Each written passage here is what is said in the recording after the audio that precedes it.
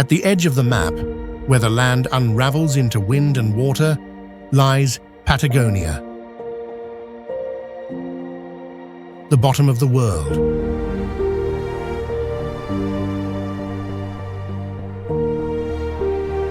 Here, the continent itself seems to lose its balance, tapering into islands and storms. Stretching across more than 400,000 square miles, Patagonia spans both Argentina and Chile. Yet for all its size, it remains one of the most sparsely populated regions on Earth. To the west, Chile's Patagonia is a labyrinth of fjords and glaciers.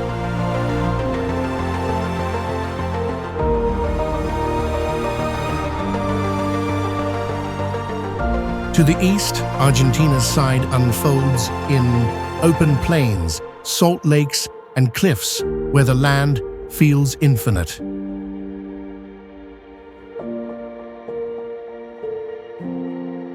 Even now, in the 21st century, Patagonia still feels like a frontier.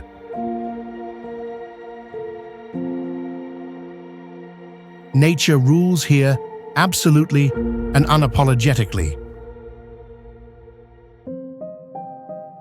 And as the continent narrows toward its southernmost point, the land breaks apart. Mountains sink into the sea.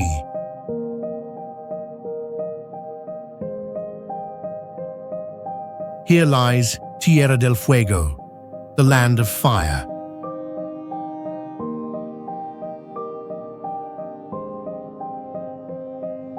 A name that feels almost ironic.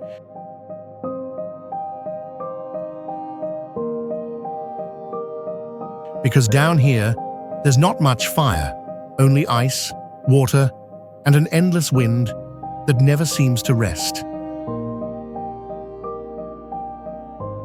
The name came from the first Europeans, who sailed by these shores, Ferdinand Mellin's crew in 1520.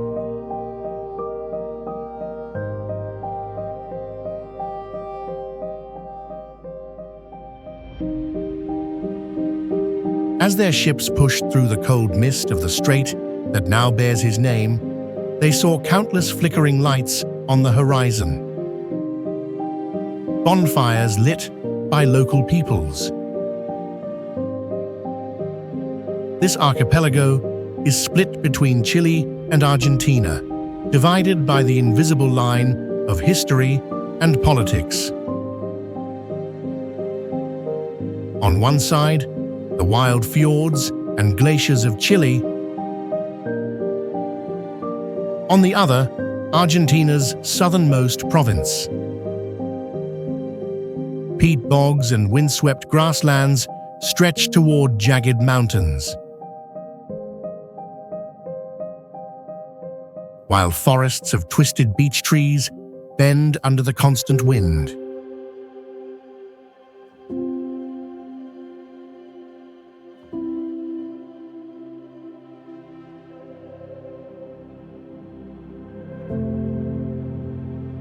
Among them sits Ushuaia, the last city before the end of the world.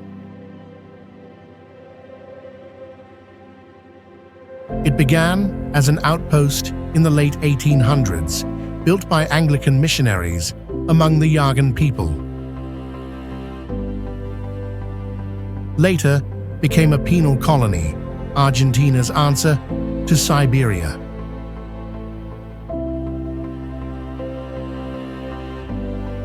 The government believed that if they sent prisoners this far south, they'd never try to escape. They were right. The land itself was the prison. The cold, the forests, the endless distance, all of it formed invisible walls. The convicts cut timber, built the docks and railways. There's irony in that. The prisoners who once tried to escape this place ended up making it livable. Ushuaia isn't just far south, it's far from anywhere. Buenos Aires is almost 2,000 km away, and Antarctica feels within reach. But like everything in Patagonia, Ushuaia evolved. The old prison became a museum. The docks filled with fishing boats and ferries. What once was exile turned into attraction.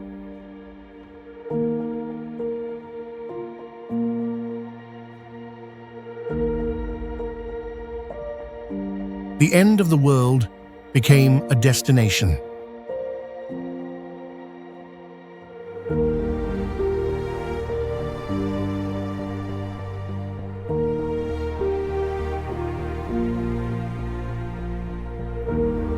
If Ushuaia is the heart of this world's end, then the Beagle Channel is its bloodstream.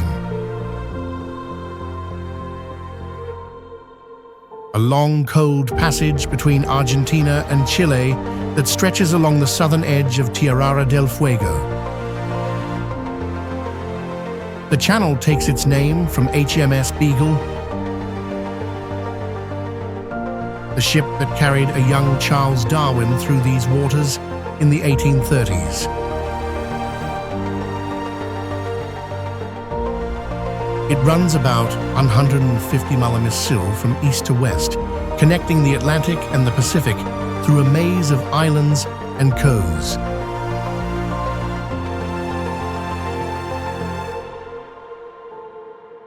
Small boats navigate around rocky outcrops crowded with sea lions, their sleek bodies glistening in the weak sun.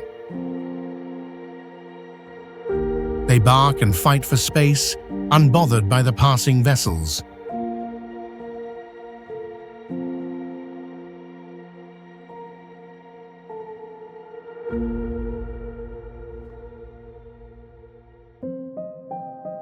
To the west, the channel disappears into a labyrinth of fjords.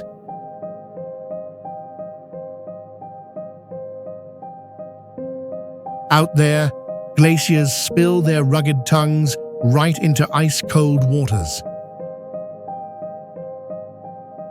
Places like this remind us how small we are and how vast the world can be when you finally run out of road.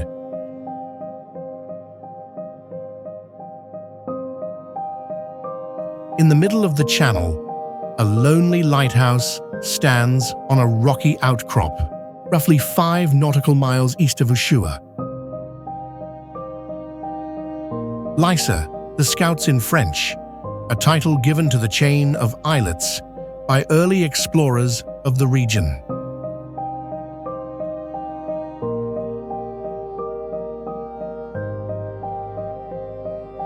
Completed in 1920, the structure replaced an earlier beacon used by Argentine naval expeditions.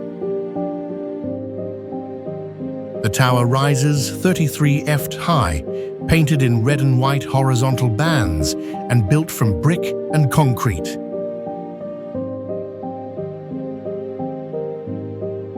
Its light flashes every 10 seconds and is visible for nearly 7 nautical miles on clear nights.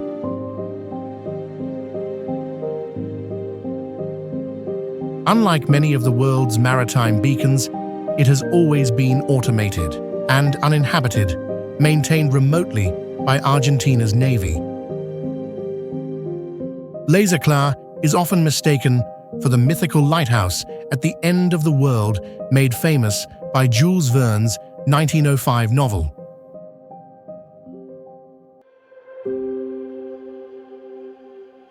In reality, that title belongs to San Juan de Salve Lighthouse on a remote island farther east.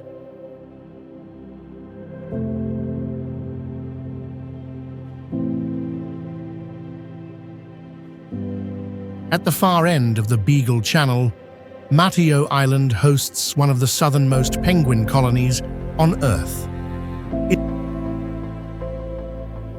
Isla Mateo, as it's called in Spanish, is part of the Estancia Harbetten, the oldest ranch in Tierra del Fuego.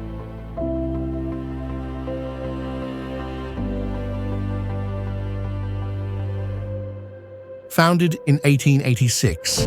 For decades, it was just another cold, uninhabited patch of land, occasionally visited by fishermen, until the penguins came. Every October, when the austral spring begins to melt the frost and the days grow longer, thousands of melanic penguins waddle ashore to nest.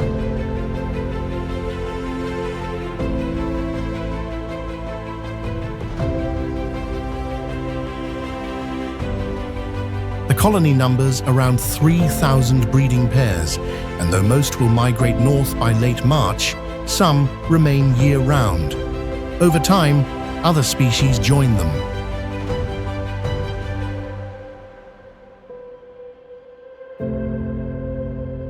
Gentoo penguins, recognized by their orange bills and white headbands, established a smaller colony here. And in recent years, even a handful of king penguins have begun to appear, straying from their usual range farther south. A living sign of how Patagonia's ecosystem keeps shifting in response to the changing climate and warmer currents.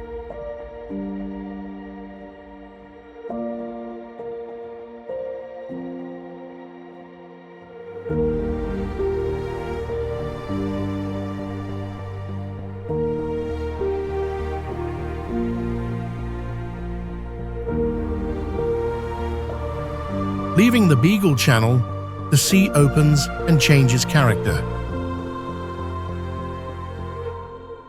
Calm waters give way to the Drake Passage, one of the world's roughest stretches of ocean. Famous for strong winds and ever-changing weather. Among the swells, a dark silhouette of Cape Horn rises from the water. The surrounding ocean is a critical point for shipping, but also notoriously dangerous.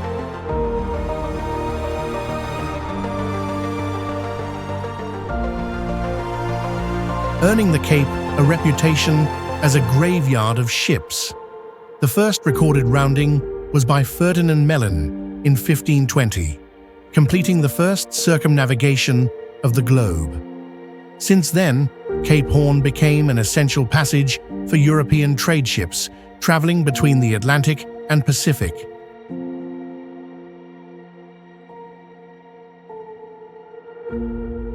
Sailors feared the Cape for sudden storms and unpredictable currents.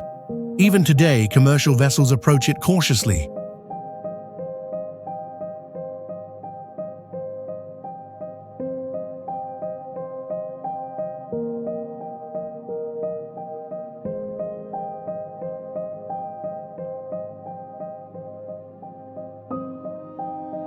Back on the mainland north of Ushuaia, a narrow trail leads to a lake hidden among snow-capped mountains.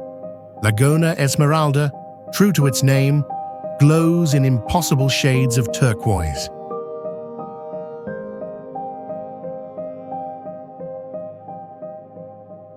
The color is unbelievable. Not just green, not just blue, but a shade so vivid it almost doesn't belong in nature. On sunny days, the surface gleams like glass. When clouds come, gray hues appear as if hiding some secret beneath the waters.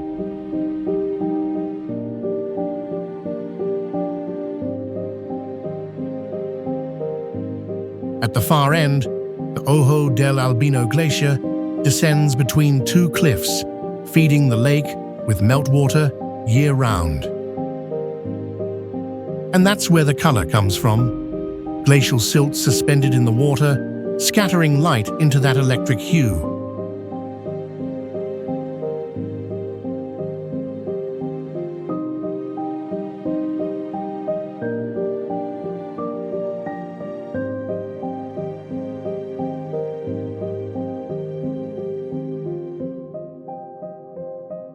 It looks like a painter's impossible palette left untouched by human hands.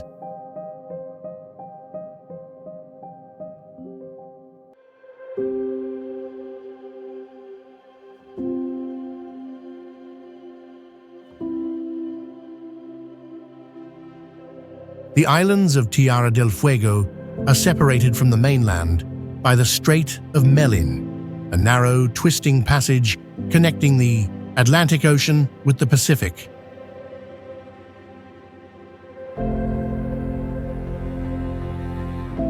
Before the Panama Canal was built, this was the southern gateway to the world, the main route for ships rounding the continent.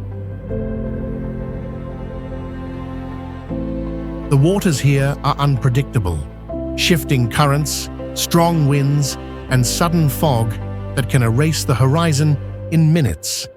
Yet for centuries, sailors braved it because there was no other way.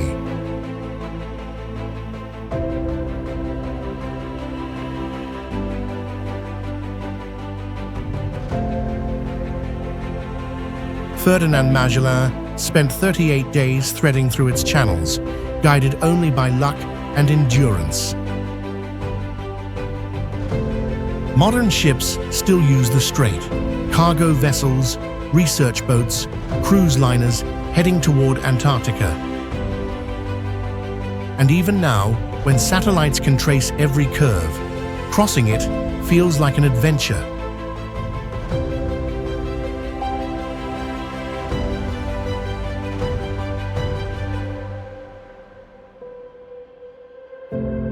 About 20 mi northeast of Puna Arenas, in the middle of the strait lies another penguin sanctuary, Isla Magdalena. If Martillo Island in the Beagle Channel was an intimate family gathering, Magdalena is a metropolis.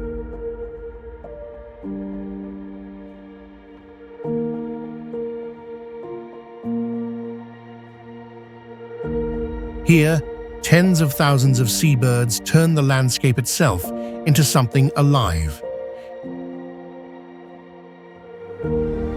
In autumn, they begin to return from months spent at sea. And by December, the island hosts more than 60,000 breeding pairs.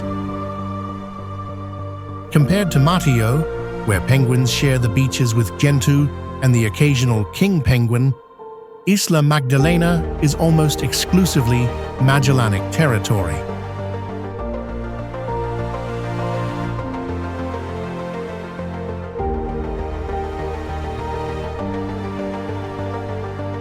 From the moment your boat approaches the island, you see them everywhere, scattered across the slopes, crossing the path, diving into the sea.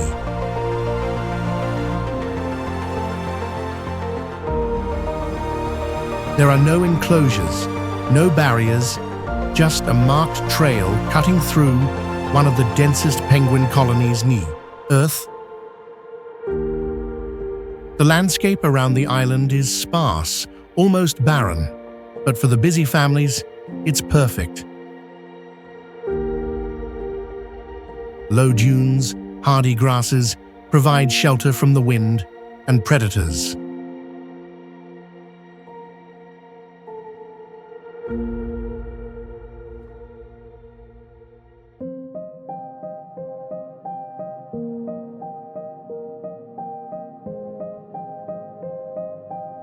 From the east, La Magdalena, the Strait of Melin threads south through a maze of fjords and peninsulas that make up the southern tip of Chile.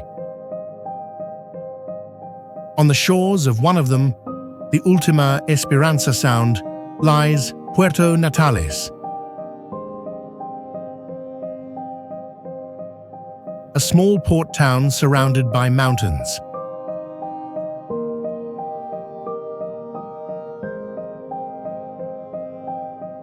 The name Last Hope was given to the fjord by a Spanish explorer who had nearly run out of both supplies and luck while searching for a passage north. He didn't find it, but the name stuck, fitting for a place that feels like both an ending and a beginning. Puerto Natales was officially founded in 1911, but its history reaches back to the late 19th century when settlers began arriving to raise sheep.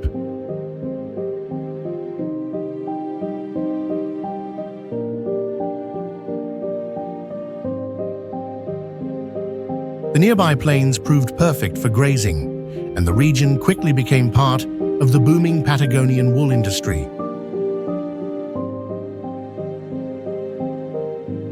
British, Croatian, and Chilean settlers established estancias, vast sheep ranches that still define much of the surrounding countryside.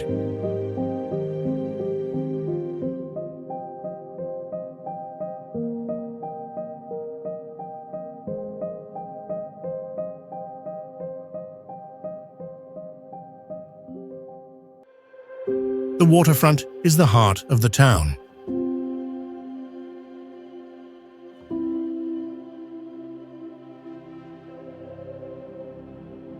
From the pier, you can see snow-dusted peaks rising beyond the sound.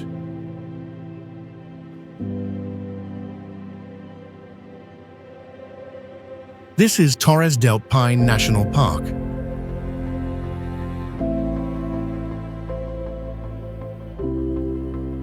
One of South America's most spectacular wilderness areas.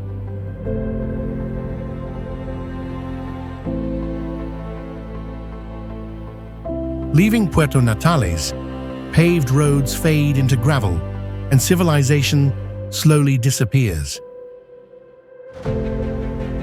What opens ahead is a vast landscape of granite towers and glaciers that spill from the southern Patagonian ice field.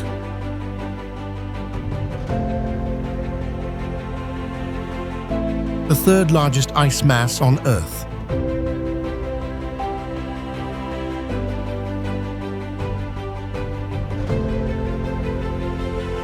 The name Pina comes from the Tehuelche word for blue.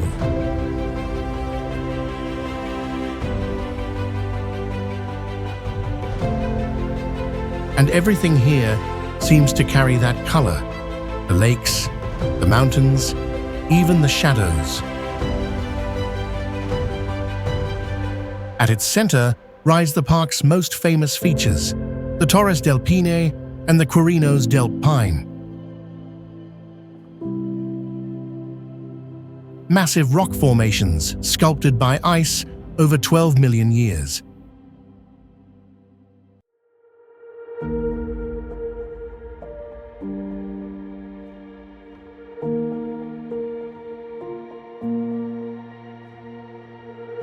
The Torres, three vertical spires reaching more than 9,000 feet, are often shrouded in fast-moving clouds.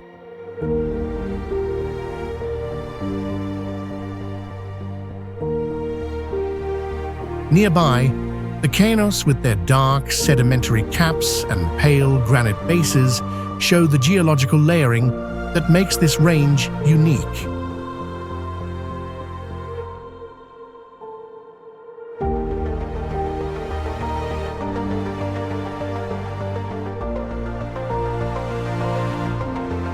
Despite its remoteness, the park attracts hundreds of thousands of visitors each year.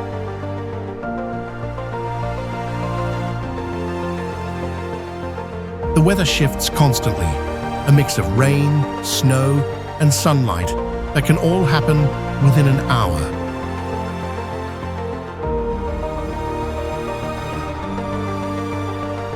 But that volatility is part of its character. Torres del Paine doesn't promise comfort, it promises perspective.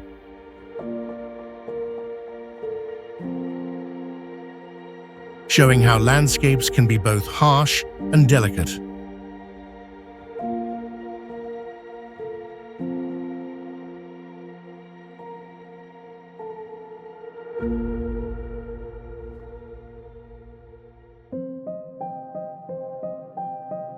At the foot of the mountains, hidden among wind-carved hills, lies one of Patagonia's strangest and most evocative places. The Cave of the Milan, a space that's been occupied for more than 10,000 years. First by giant animals, later by the humans who hunted them.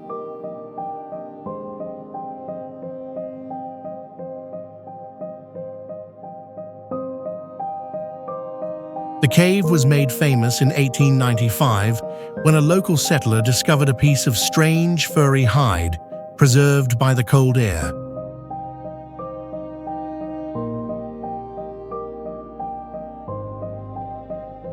It turned out to belong to a militan, an extinct giant ground sloth that once roamed southern Patagonia. It disappeared around 10,000 years ago, but the discovery sparked worldwide fascination. For a moment, scientists even wondered whether the creature might still survive in the remote valleys of Chilean Patagonia.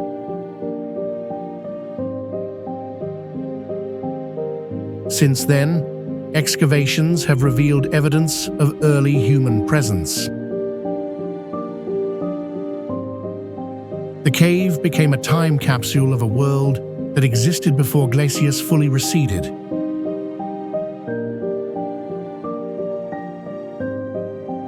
When the line between man and beast was still being drawn.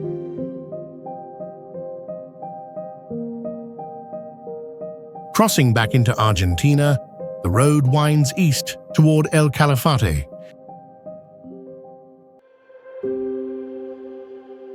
A frontier outpost between the endless steppe and the ice of the Andes. Before tourism, it was just a small settlement supplying nearby sheep ranches. But the story changed in the mid-9th century when Los Iares National Park was established and the town became the main access point.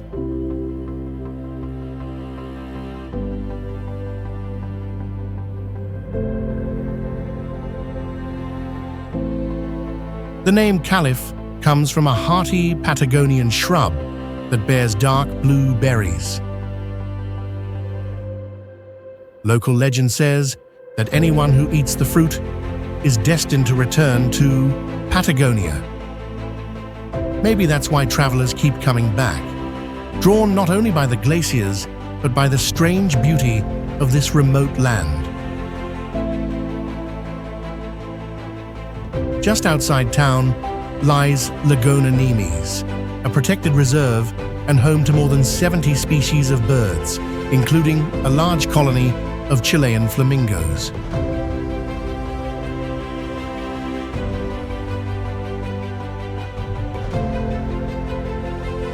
On calm days, their pink reflections ripple across the turquoise water. A surreal contrast against the snow-covered Andes in the background.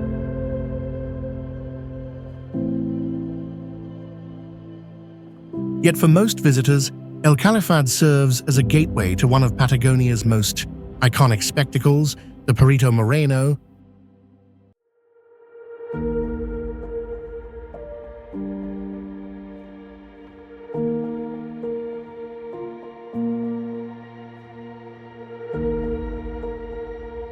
Unlike most glaciers which retreat quietly into history, Perito Moreno moves forward, carves and cracks. The glacier stretches nearly 100 square miles, but it's the front wall, almost 200 ft above the waterline, that grabs attention.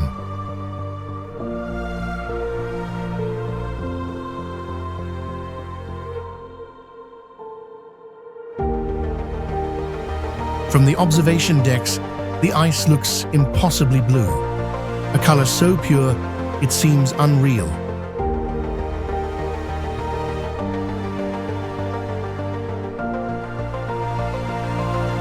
And the sound is overwhelming, ice shattering, tumbling into Lago, Argentina with a splash that echoes across the mountains.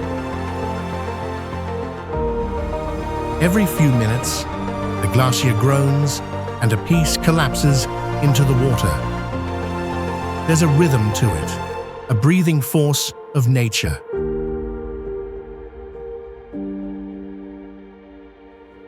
Deep fissures carve the ice into jagged towers.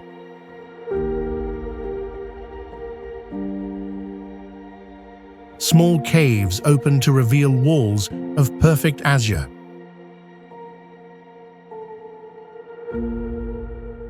In some sections, the ice looks almost transparent, like frozen glass, while in others, it's blackened with sediment collected over millennia.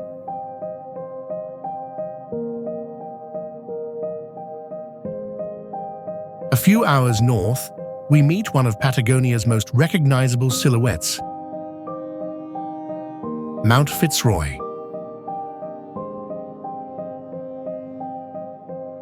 And at its foot hides Elchillon, Argentina's trekking capital.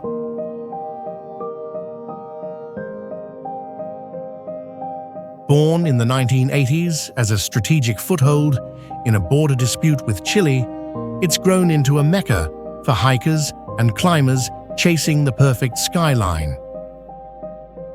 Above it all rises Fitzroy, or as the Tijo people once called it, the Smoking Mountain.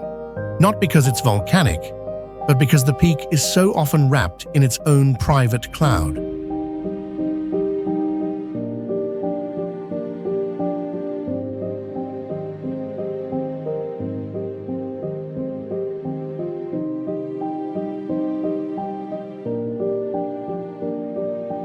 At over 11,000 ft, it's not the tallest in the Andes, but few mountains command the same reverence.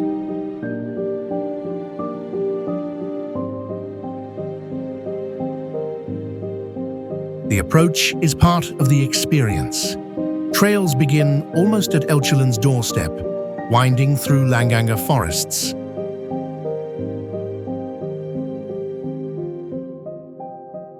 Weather changes in minutes. It's not a place that bends to human schedules. Fitzroy decides when it will show itself, and most days it doesn't. But when the clouds finally part, and that serrated skyline glows against a cobalt sky, every blister, every gust of wind feels worth it.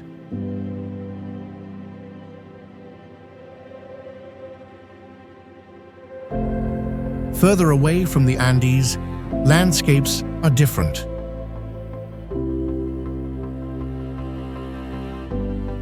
Endless plains, wind-bent shrubs, and skies that seem to go on forever. Somewhere in this desolate expanse lies one of the oldest human expressions on Earth, Cuá de las Manos. Hundreds of hands, red, white, black, and ochre, spread across the walls, layered one over another. They're small, delicate, most of them belonging to adolescents or women, and they've been here for more than 9,000 years. Using mineral pigments and hollow bones, they blew paint around their hands, leaving behind stencils that somehow feel more human than any sculpture or monument. Each hand is both anonymous and deeply personal.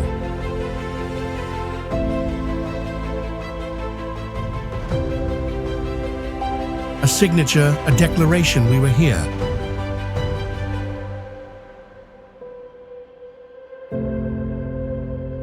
But we head back to the mountains, gliding over one of Patagonia's most striking natural wonders, Lago General Carrera.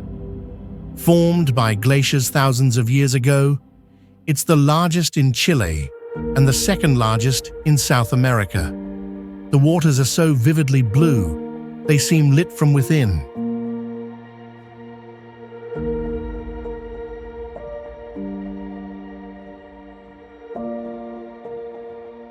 And beneath their surface lies a secret, the marble caves.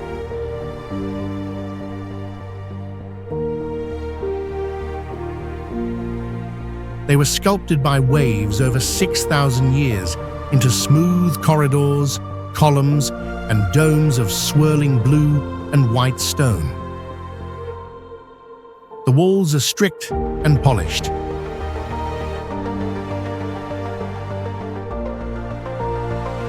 Glowing softly as the sunlight filters through the turquoise lake outside. On calm days, the reflections of the caves are mirrored perfectly in the lake surface.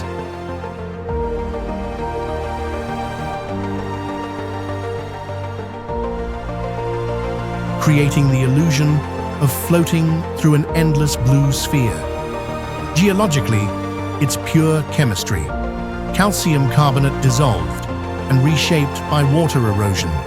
But standing there, it's impossible to think in those terms.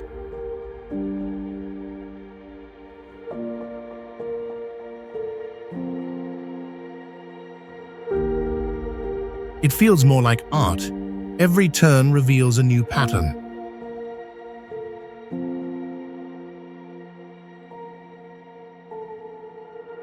North of the lake, the Carrera Oral winds through some of the wildest terrain in South America.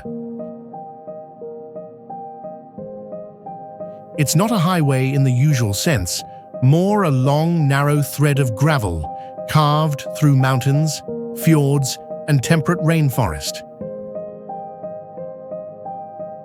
Somewhere along this road lies Culat National Park.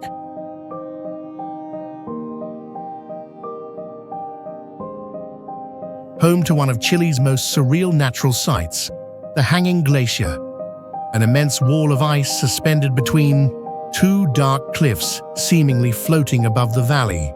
It looks impossible, a glacier hanging in mid-air.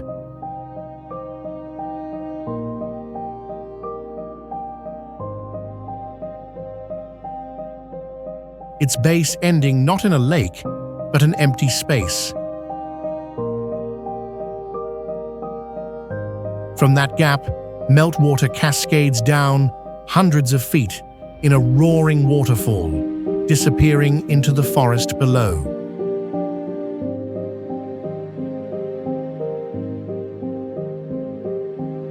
Scientists say the glacier once reached the valley floor. Over centuries, it retreated, leaving behind that dramatic drop.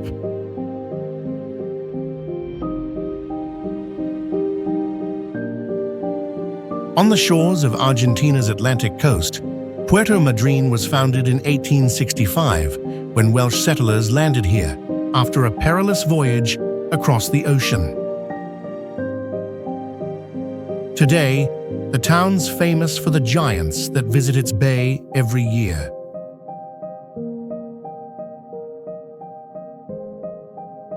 From June to December, the calm waters of the Gulo Noio fill with southern right whales.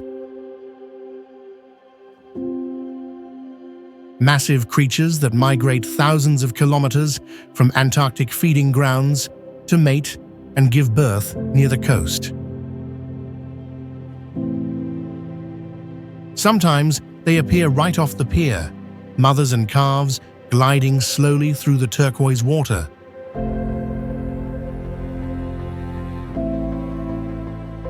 Boat tours on the Valdez Peninsula itself bring you close enough to hear their breathing.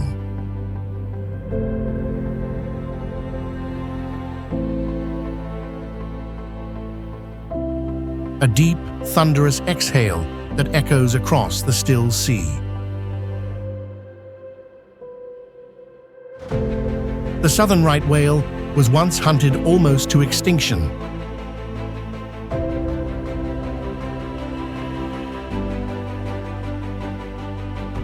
Slow-moving, rich in oil, and floating when dead. By the 20th century, it had nearly disappeared.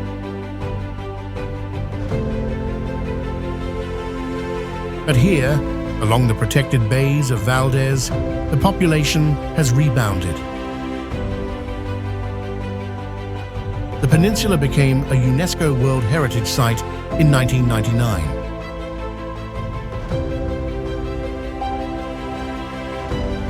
recognized as one of the most important breeding grounds for the species on Earth.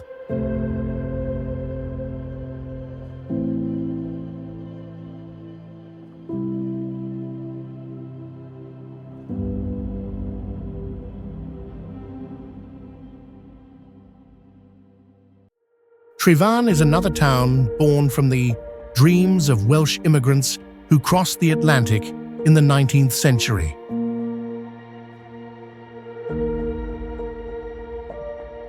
Its name is a nod to the grain mill around which the settlement slowly grew.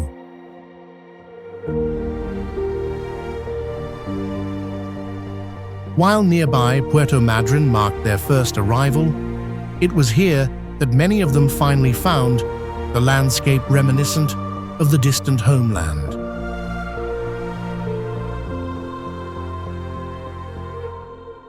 The town's streets are quiet, lined with tidy houses, flower gardens, and tea rooms serving scones and homemade jam.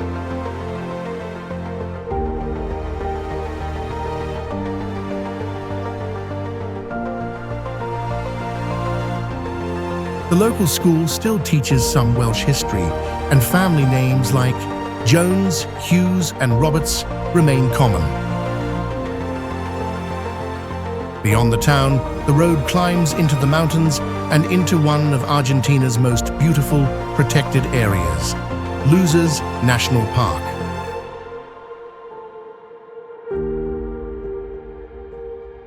It was created to protect the alas, or Patagonian cypress.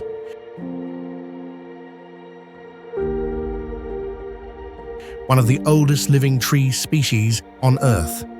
Some of these giants are more than 3,000 years old. Their trunks massive and bark thick like armor.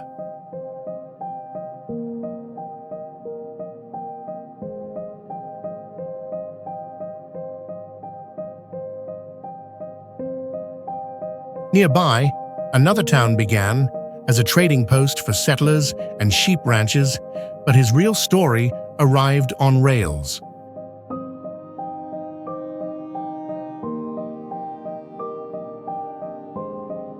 Escol grew around one of Patagonia's most ambitious projects, the Old Patagonian Express.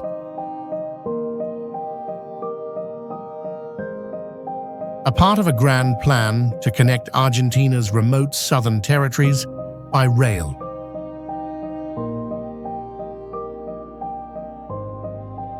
But construction stopped short, and Escol became the line's final station.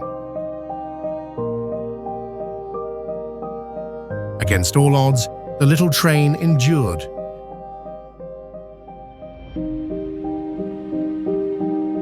Becoming one of the last narrow-gauge steam railways still in operation anywhere in the world. Its nickname, La Tritita, comes from the tiny 30-in-wide track, one of the narrowest ever built.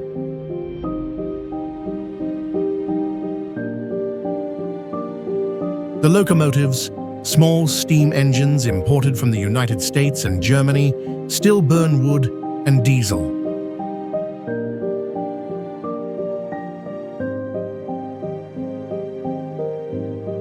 The route from Escol to Nalpan, only 11 miles away, may be short, but feels like a journey through time.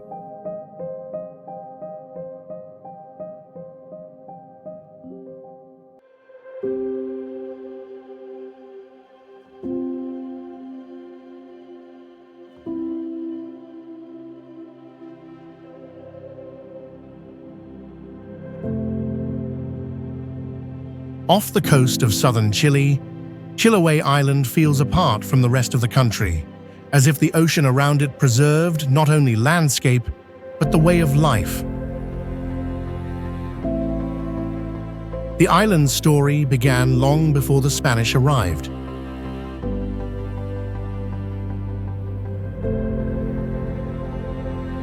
The Wheeler people first lived here in a perfect harmony with the sea.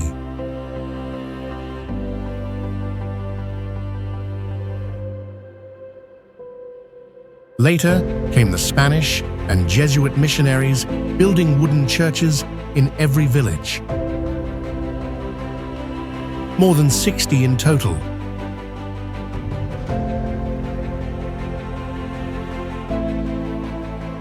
Each one blending European design with local carpentry and native wood.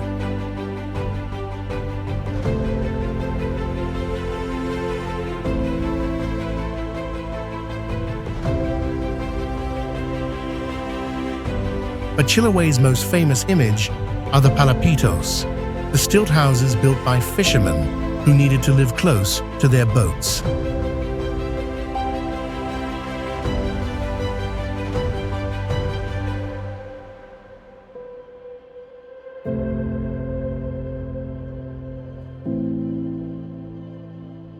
At high tide, they seem to float. When water retreats, wooden stilts sink into the exposed mud.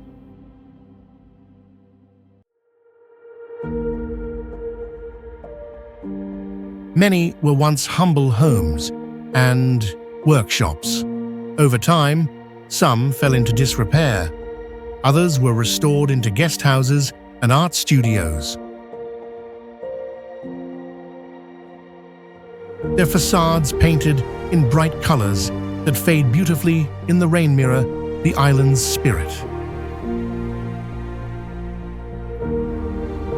Practical and quietly beautiful.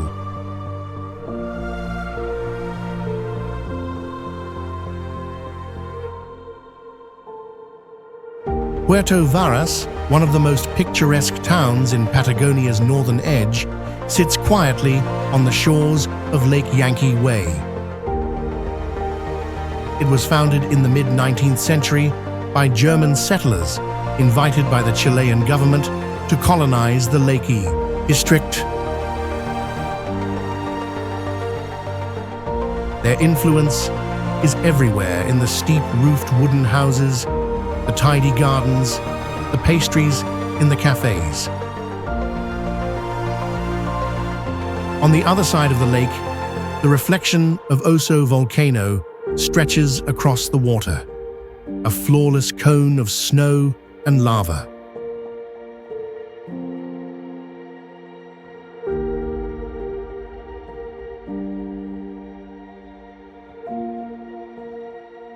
Rising to 8,700 ft, it dominates everything.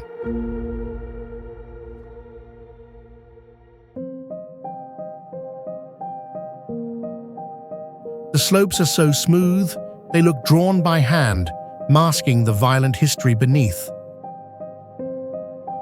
Over the past 200,000 years, Osorno has erupted more than 10 times, shaping the valleys and changing the color of the soil. At the foot of the mountain, Petroy River carries turquoise glacial water through hardened lava flows.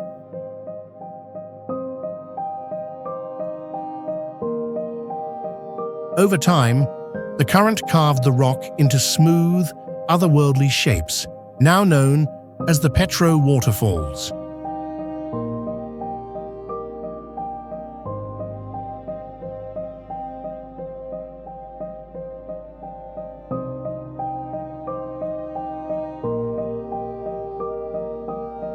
Crossing the Andes from Chile into Argentina, we arrive at San Carlos de Bariloche, the meeting point of wilderness and civilization in the heart of Argentina's Lake District. Surrounded by peaks that rise directly from the water.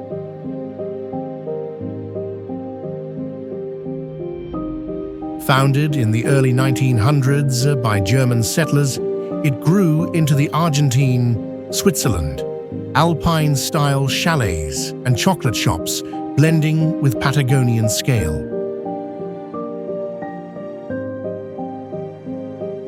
The town's growth began with the creation of Nael Huapi National Park in 1934, Argentina's first.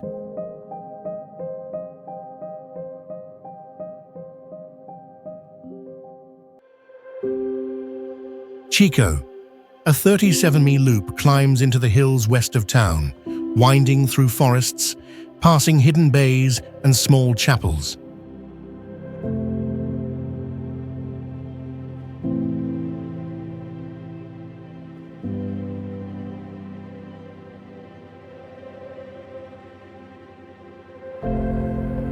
Viewpoints offer 360-degree panoramas of blue lakes and snow-capped peaks stretching all the way to Chile.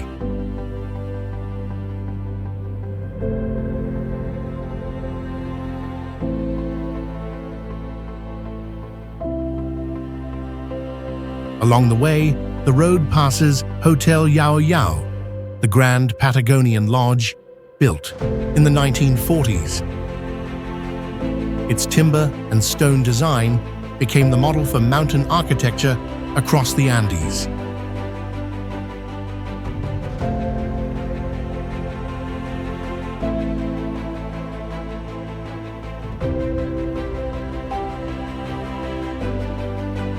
Barrel, stone, and timber streets lean towards the vast blue mirror of Lake Nahuel Huapi.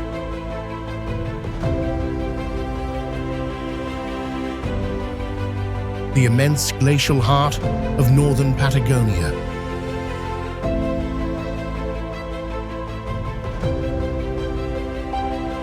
Born from ice ages long gone, it sprawls over 60 mi in length with fjord-like arms cutting deep into the mountains.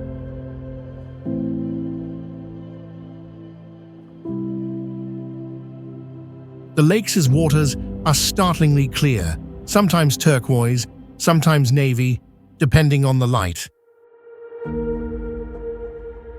On calm days, the surface turns to glass, mirroring the snowy peaks and the drifting clouds above. The name comes from the Mapuche language, Island of the Jaguar.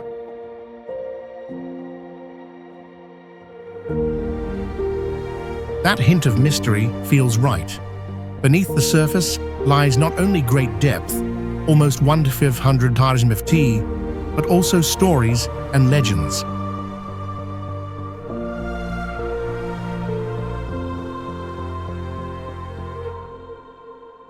The most famous is that of Nelito, a mythical creature, Patagonia's own cousin of the Loch Ness Monster.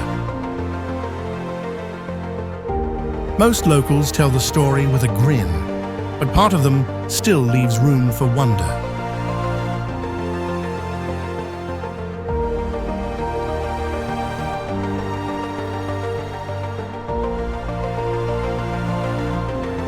At the northern edge of the lake, a quiet town is hidden in the trees.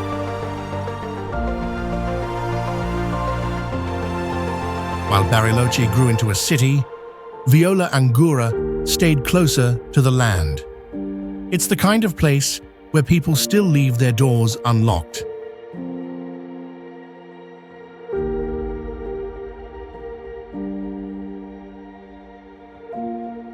The town takes its name from the narrow peninsula La Angostura that separates the arms of Nahuel Huapi.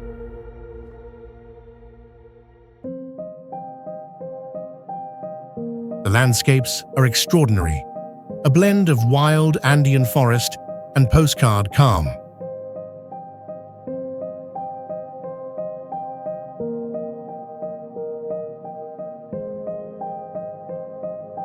The crown jewel is the Ariana's forest.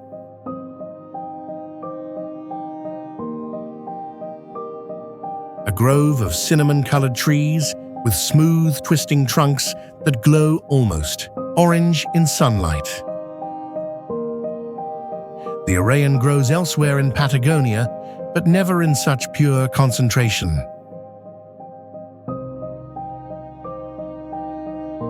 The forest here is the only one of its kind in the world.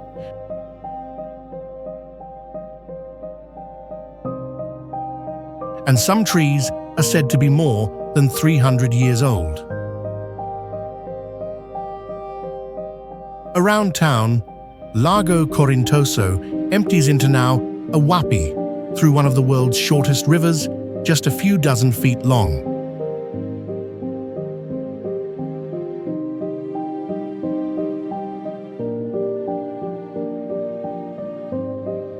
From here begins one of the most celebrated roads in Argentina.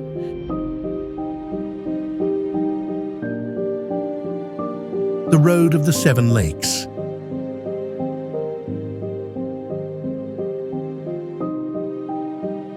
Though in truth, there are more than seven if you count the hidden ones, behind the hills. It's one of South America's most scenic drives. Along the route, mountains soften into rounded ridges and rivers of turquoise water cut through valleys.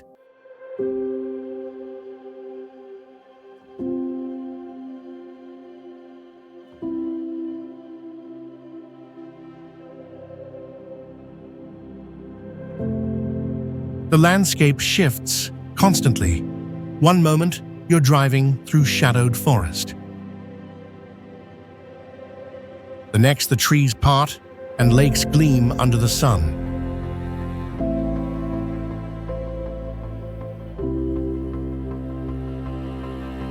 Small roadside pullouts invite pauses. Not the kind of stops you plan, but the ones that happen because you can't not stop.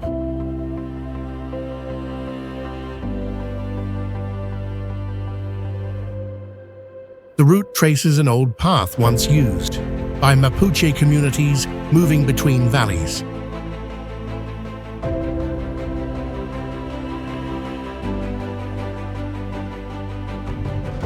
Today, it's a pilgrimage of sorts for travelers, road trippers, and backpackers drawn by the idea of a place where the world still feels whole.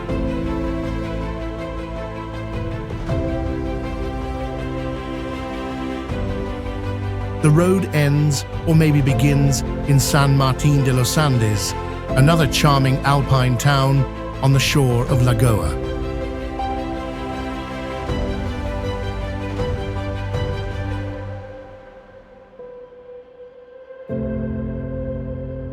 Founded in 1898, the settlement began as a military outpost. Its purpose was to secure the country's southern frontier, still disputed with Chile. Gradually, this outpost turned into a mountain town, a place for hikers and travelers.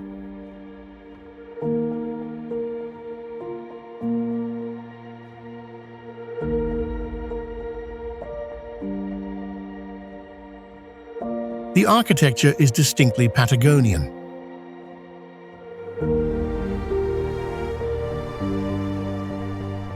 Steep roofs, wooden facades, and stone foundations built to withstand heavy snow.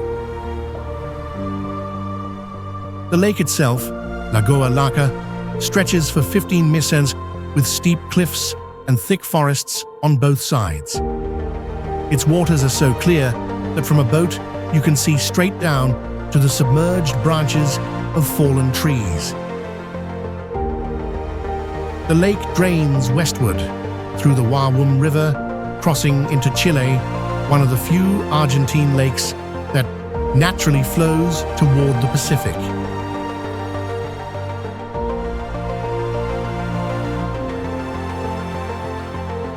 That unique geography made it a key route for trade and communication long before any roads were built.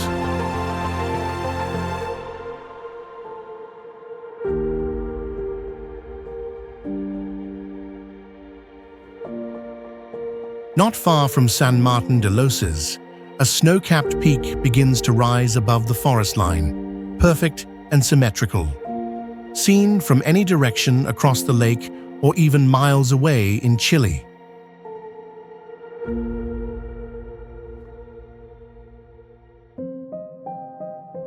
The cone looks like the blueprint from which all volcanoes were drawn.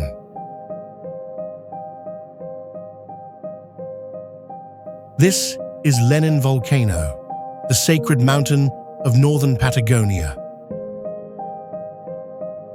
A frozen pyramid, soaring over 12,000 FT, the highest summit in Argentina's new province. It's part of the Andean volcanic belt, a string of peaks born from the slow collision of the Nazca and South American tectonic plates.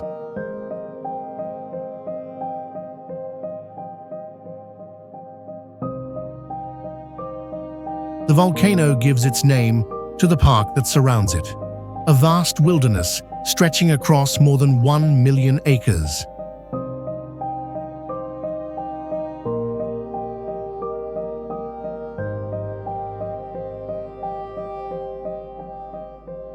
It was established in 1937, one of Argentina's earliest national parks. Protecting not just nature, but identity.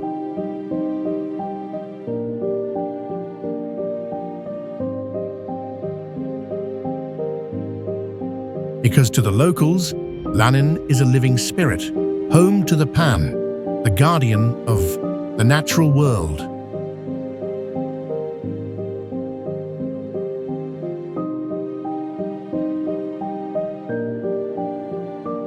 But the cone of Lenin is not alone.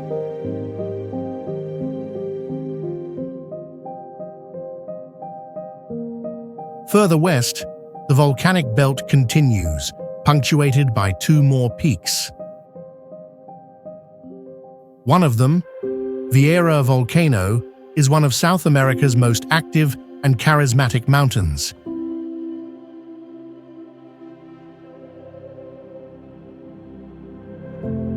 Standing 11,500 ft tall, it's capped with glaciers that melt into a network of lakes and rivers, feeding the forest below.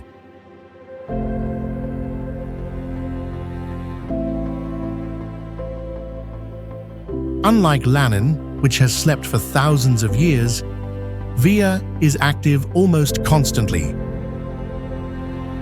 producing lava fountains and ash plumes visible from miles away.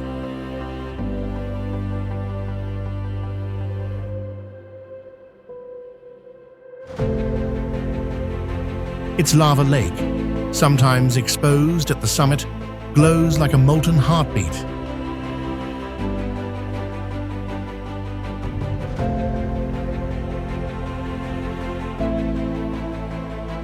The volcano's flanks are cloaked in, and Patagonian forests and glacial meltwater form a web of turquoise lakes.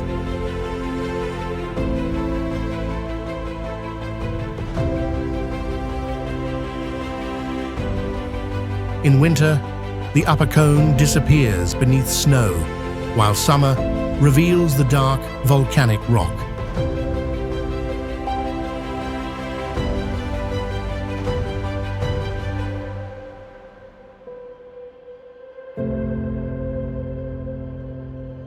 Deep within Argentina's new province, forests fade into a volcanic plateau. The air turns dry, and rivers carve through ochre rock. Here, among the lonely macays of the Andes foothills, hides one of Patagonia's most striking waterfalls, Stoao.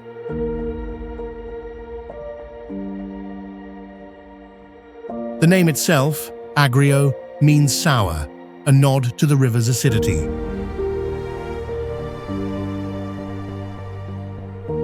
Fed by mineral-rich runoff from the Copia volcano, its waters carry sulfur, iron, and copper. These elements give the canyon its palette: red, orange, and yellow walls stained as if painted by fire.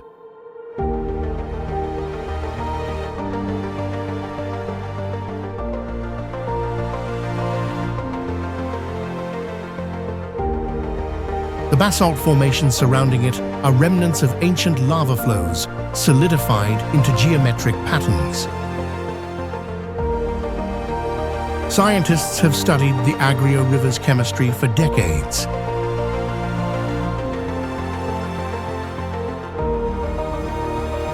Its pH levels can drop below 2.5, comparable to lemon juice. Yet microbial life thrives within it, extreophiles that feed on iron and sulfur. These organisms are similar to those found in volcanic craters or deep-sea vents.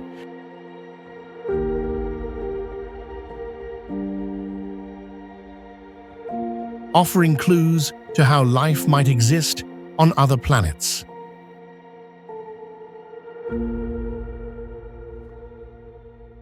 The Capaway volcano 10 mi upstream is one of the few active volcanoes in Argentina. Its last eruption occurred in 2016. At its foot, Cavi sits on the shores of a lake of the same name, its waters equally rich in minerals. Known for its thermal baths, it's one of the few places in Argentina where you can soak in volcanic hot springs.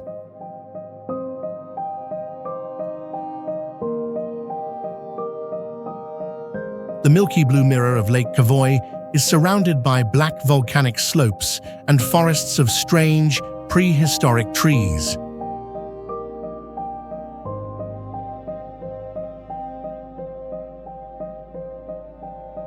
Eukarya arana, or monkey puzzle tree, ancient evergreens that have existed since the age of dinosaurs.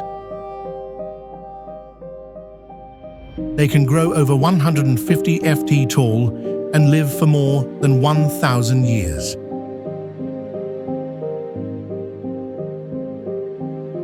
Their sharp, scale-like leaves spiral around thick branches.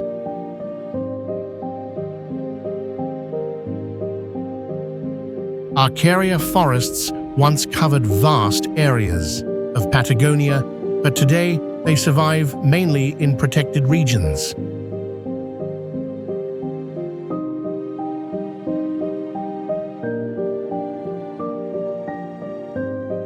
Fossilized remains found nearby show that their ancestors thrived here over 200 million years ago.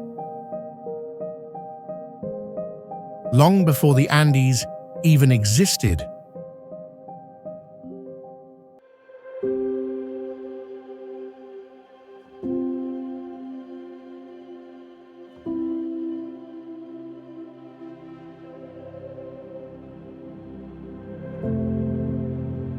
"30 miles southeast of Santiago, the Mio River cuts a deep gorge.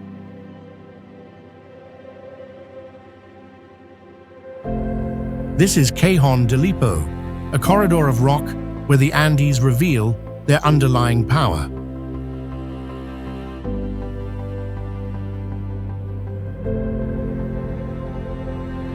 Meltwater from glaciers fills the embalcello.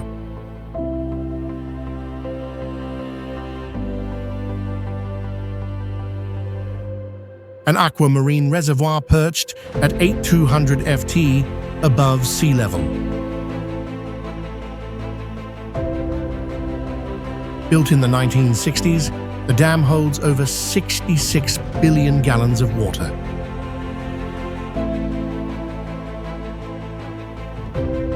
Providing up to 80% of the capital's drinking supply during dry months.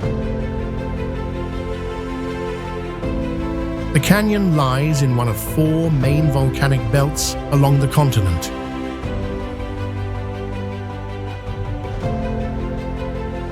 Magma rises toward the surface, forming towering stratovolcanoes.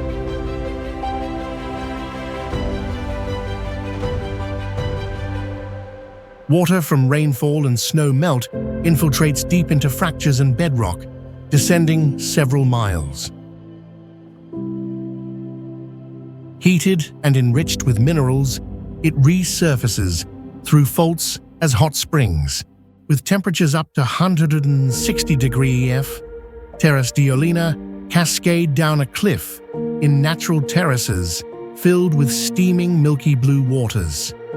The pools vary in temperature from comfortably warm soaking areas around 100 degrees F to almost scalding waters near the vents.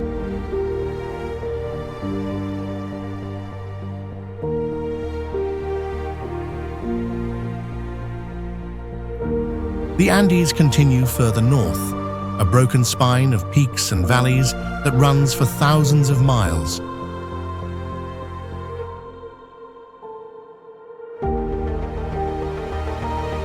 From glaciated fjords and windswept plains, the mountains rise again, dividing arid deserts from the humid jungles of the tropics.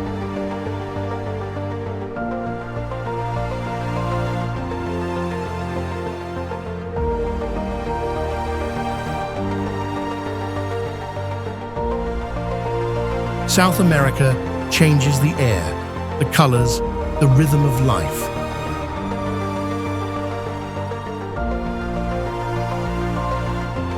The ice gives way to sand, and the sand to green.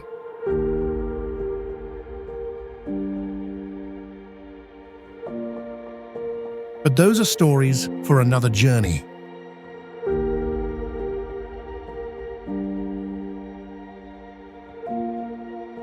For now, our road ends at the edge of the world.